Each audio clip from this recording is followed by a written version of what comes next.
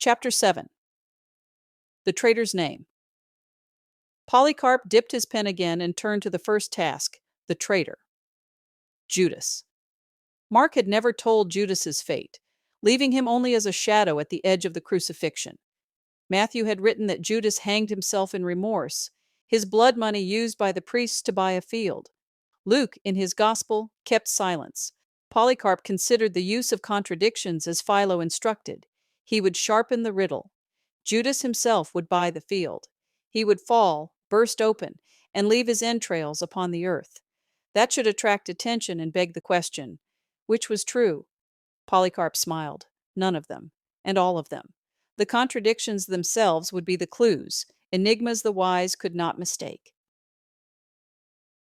But Judas alone was too simple, too obvious. The true betrayer was Matthew, the one who took Mark's midrash and used it to support his lies, turning riddles into instruction for the crowd. And worse still, Matthew had struck at the very root of wisdom. The name Nazarene had never meant a village. It was the title of the sect, the keepers of the tree of life, the followers of merciful wisdom. But Matthew, by a single deceitful gloss, had reduced it to a place name, Nazareth, erasing the secret of the Nazarene way and replacing it with provincial geography. That was betrayal beyond Judas's kiss. It was the theft of the name itself and the theft of Jesus, the Nazarene's message. So when he wrote the tale of replacing Judas, Polycarp chose his enigma. Two men would be nominated, Joseph Barsabbas, called Justus, and Matthias.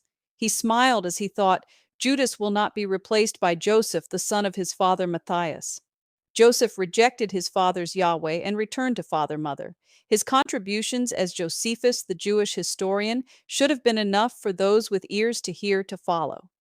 Judas the traitor will be replaced by Matthias, masked as Matthew, the Julio-Claudian who betrayed his uncle Gamaliel and his cousins, the Nazarene high priests called Jesus. The Christians would see only Judas replaced by a new apostle, but the wise would see deeper. Judas dies, and in his place rises Matthew the traitor, and the betrayal continues, hidden in plain sight. Polycarp turned to Pentecost. With his quill he summoned tongues of fire, a rushing wind, and Peter's voice lifted above the crowd. He made Peter the thunderer, the mouth of Paul's gospel, a mask to carry riddles.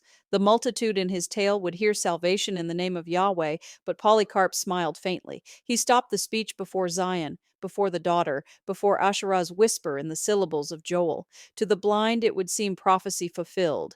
To the wise it would expose Peter as Paul's herald, the first to silence the mother's voice.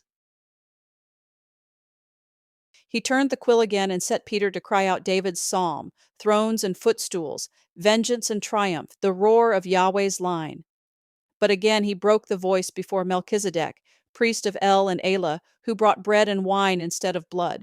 To the crowd it was glory, to the wise, betrayal. Peter stood revealed as the apostle of Shammai, the twin of Paul, false to Jesus the Nazarene and false to the mother, and so Acts would open with masks. Peter as Paul's mouthpiece, Paul as Yahweh's herald, both false apostles raised high for the crowd. Yet in the riddles left behind, Joel's hidden Asherah, David's unspoken Melchizedek, Abraham's oath to El and Elah, the Nazarene way endured. To the many, Peter was a hero filled with fire. To the wise, he was the betrayer, a betrayer who would be used to point back to Zion, to wisdom, to the bread and wine of the mother's mercy. Polycarp laid down his quill. 3 voices, 3 riddles, Joel for Zion, David for wisdom, Melchizedek for the bread and wine. He whispered the words to himself as a vow, Halu Chakma, praise wisdom.